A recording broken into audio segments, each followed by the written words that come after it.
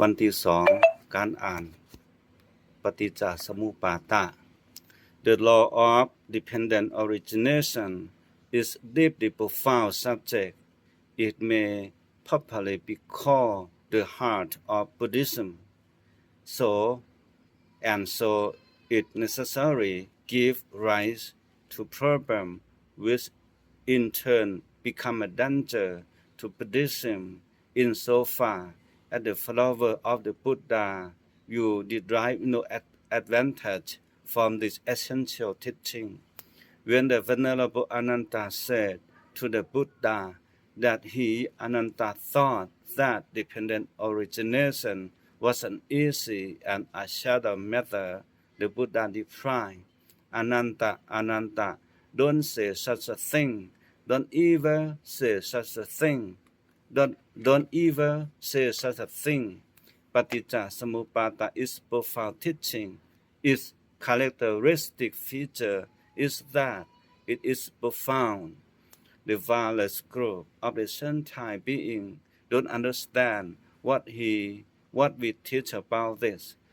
They are not able to penetrate the law of dependent origination and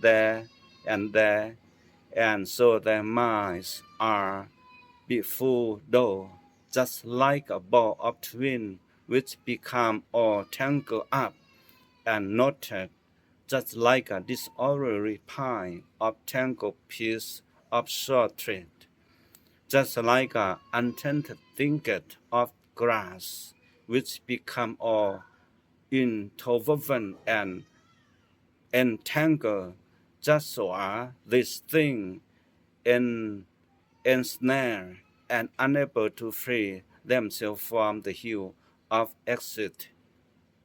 Hence, the conditions of suffering, the state of hell and ruin, these pressures show us that dependent origination is not an plaything. Rather, we must make a firm restoration and utilize our intellectual faculties to their fullest in the diligent study of Paticca Samuppada. The average person, the ordinary householder, believes that he possesses a personal, lasting self. Such people know only the doctrine of eternalism, the doctrine that mind and all body is eternal, sasatta ditti. Those people will find the law of dependent origination too profound to understand easily. For such people, Paticca Samuppada becomes a matter of deeply convoluted philosophy that gets all tangled up like a ball of twine mentioned in the sutta. These people will spend much effort to debate and dispute just as with the blind man who could come to no agreement concerning what an element was like because it had felt only a single different part of the elephant. For the Arahat, however, a full enlightened person, dependent origination becomes like a second nature or plain science, similar to something which can be questionably examined while resting in the palm of one's hand. And this knowledge of the enlightened person does not depend on a knowledge of names or words. What this means is that the Arahant or enlightened person knows things so well that he doesn't grab at, cling to, or become attached to anything at all. He had no craving or desire or attachment, no matter what kind of emotions beset him. Because the enlightened person has completely perfect mindfulness, such a person can completely extinguish suffering by following the order of extinction of dependent origination. But it is not necessary that an enlightened person know the names of 11 conditions of dependent origination.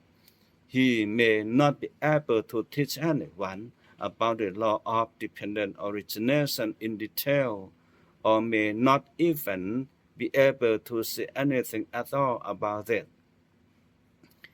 This is what is meant that it is said that Paticcasamuppada is deeply profound method.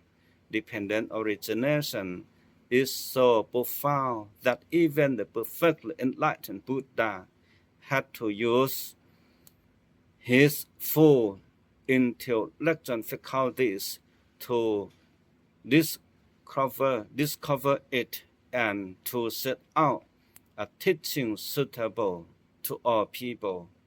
Nonetheless, it is still a difficult matter to understand, which is why the Buddha, just after his enlightenment, was at first inclined not to teach it to anyone at all. This was so because the Buddha saw that it might be vast effort. There would be so few capable of understanding such a difficult teaching. But finally, a strength of his compassion compelled the Buddha to bear with the difficult task of teaching this deeply profound doctrine of dependent origination. He felt compassion for those few beings in the world who would be able to understand this teaching. We must appreciate the great problem which faced the Buddha in trying to explain this teaching, which is not easily understood by ordinary people.